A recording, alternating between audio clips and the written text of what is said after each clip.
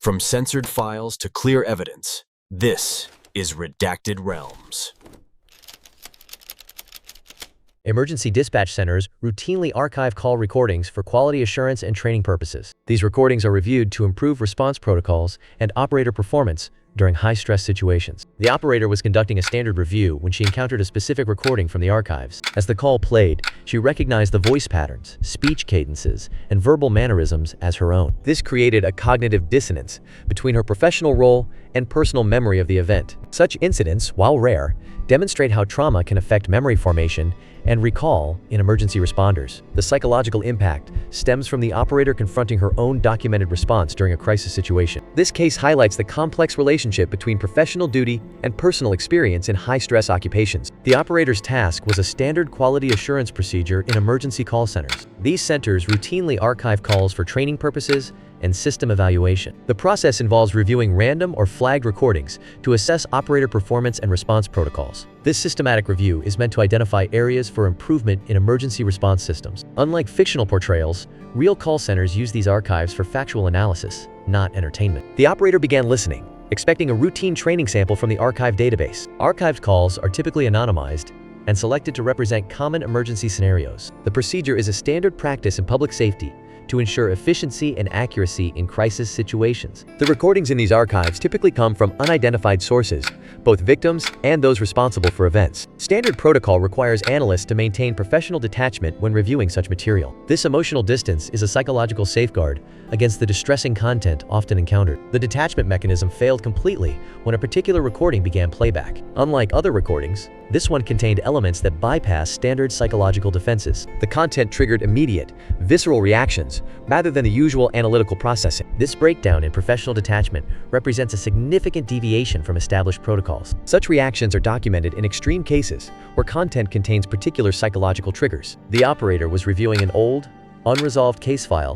when she made the startling connection. The recording contained a report of a violent assault from years prior, a case that had remained cold with no suspect ever identified. As she listened, she recognized the voice on the recording as her own. This type of delayed recognition can occur when traumatic memories are repressed or fragmented. Cold cases often rely on such unexpected connections or new technological reviews of old evidence. The operator now faced the reality that she was both investigator and victim in the same unresolved case. Dissociative amnesia is a recognized psychological condition where a person cannot recall important personal information, usually of a traumatic or stressful nature. This memory loss is not due to ordinary forgetfulness, but is a defense mechanism triggered by extreme psychological distress. The brain may compartmentalize traumatic events as a way to protect the individual from being overwhelmed by the experience. In survival situations, this phenomenon has been documented among individuals who experienced plane crashes, natural disasters, or other life-threatening events. The memory gap typically surrounds the traumatic event itself, while memories before and after may remain intact. This response shares neurological similarities with how the body might enter shock during physical trauma, prioritizing immediate survival over long-term memory encoding. Recovery of these memories is unpredictable. Some fragments may return over time, while others may remain permanently inaccessible. Understanding this mechanism helps explain how individuals can perform complex, life-saving actions during a crisis without later remembering doing so. The physical and emotional trauma of the attack had effectively blocked the memory of the call itself, even though she remembered the assault. This is a documented psychological phenomenon known as traumatic amnesia or dissociative amnesia. During extreme stress, the brain can compartmentalize or suppress specific memories as a protective mechanism. The memory of the violent assault remained accessible, but the details of the preceding phone conversation were lost. This created a critical gap in the narrative, separating the event from its immediate context. 3. The evidence gap.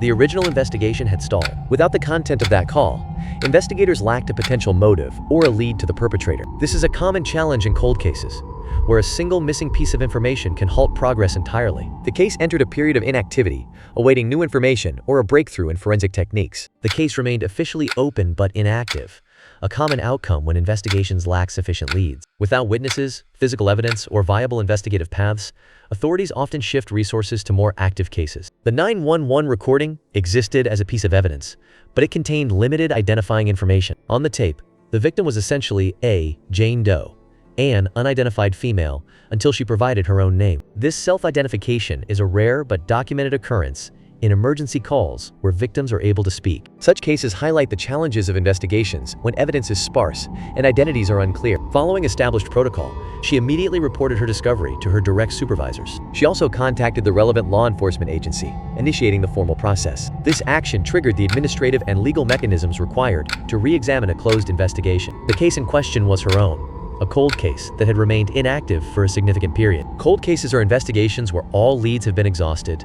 and the trail has gone cold, often for years. Reopening such a case is a rare event, typically requiring new, credible information or evidence to justify the allocation of resources. Her report provided that necessary trigger, setting in motion a renewed official inquiry. The rediscovered evidence provided investigators with their first concrete lead in years. This type of evidence reactivation is rare in cold cases, where files often remain dormant indefinitely. Unlike typical investigations driven by law enforcement, this case saw direct victim involvement. The operator's personal closure became the primary outcome, even without a definitive legal resolution. Administratively, victim-led file reactivation represents an exceptional procedural occurrence. The public record shows no confirmed suspect identification or prosecution in this instance. This outcome highlights how closure can exist separately from traditional investigative conclusions. The rediscovery of evidence often marks the dramatic climax in these stories, but it's rarely the end of the legal process. Public records and media reports frequently stop at the moment of discovery, creating a narrative gap. This gap leaves unanswered questions about whether formal charges were ever filed or a conviction secured. The subsequent police investigation and judicial proceedings are typically not part of the widely circulated public record. This creates a disconnect between the compelling psychological moment of discovery and the often opaque mechanics of justice. Without access to complete case files, the full story remains fragmented, known primarily through its most sensational chapter. The tape wasn't waiting for her. It was a piece of misfiled evidence in a standard record system. This case demonstrates how memory science explains apparent coincidences through cognitive biases rather than supernatural connections. The operator found the tape through routine office procedures, not through any psychic guidance or fateful intervention. Data management systems, when properly maintained, can surface long-lost information through systematic retrieval processes. This contrasts with stories of supernatural connections, showing instead how human error and organizational systems interact. The lesson here is about evidence preservation and retrieval, not about ghosts from the past influencing the present. The horror isn't supernatural.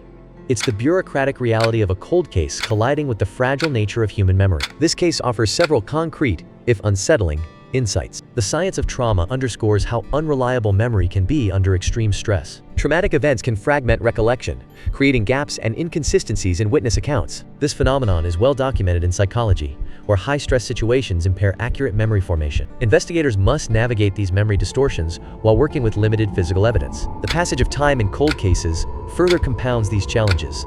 As memories continue to degrade, understanding these psychological mechanisms is crucial for evaluating witness testimony in survival scenarios. The human brain possesses a remarkable defense mechanism known as compartmentalization. During extreme trauma, it can wall off memories to protect the conscious mind. This process can erase critical details, even purposeful actions like calling for help. This psychological reality contributes directly to the vast number of unsolved cases. Physical evidence in these cases is rarely lost. Instead, it enters an administrative stasis. It waits, preserved but inactive, for a new connection or piece of information to be made. This stasis is a common pattern across many jurisdictions and types of investigation. The combination of psychological memory loss and systemic case backlog creates a significant investigative challenge. The breakthrough in this case came not from typical forensic methods like DNA databases or witness testimony. Instead, the victim herself provided the crucial link, but through her professional work in a different field. This reveals a systemic vulnerability. Identification systems failed to connect her identity to her own case for years. Such gaps can occur when different agencies or databases don't communicate effectively. This case demonstrates how identification systems can have both strengths and weaknesses in different situations. The delay in identification represents a critical failure in the system designed to protect and serve. Similar patterns have been observed in other cases where victims' information existed in systems but wasn't properly linked. This highlights the importance of cross-referencing and data integration in investigative work. The system functioned as intended, preserving evidence for professional review. This review by trained personnel led directly to a case being reopened for further investigation. The operator's specific training was the critical factor that enabled her to correctly handle the discovery and take appropriate action. This highlights a standard procedural mechanism.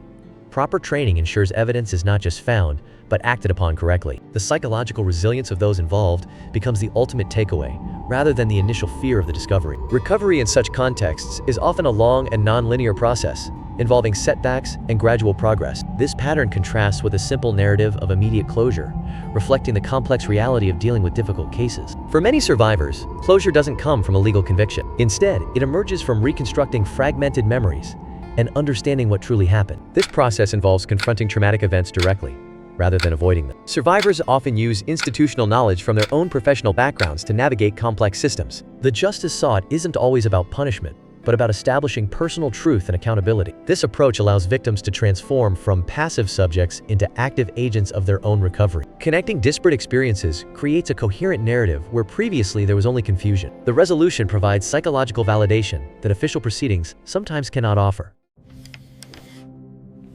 If this file opened your eyes, subscribe and open the next case.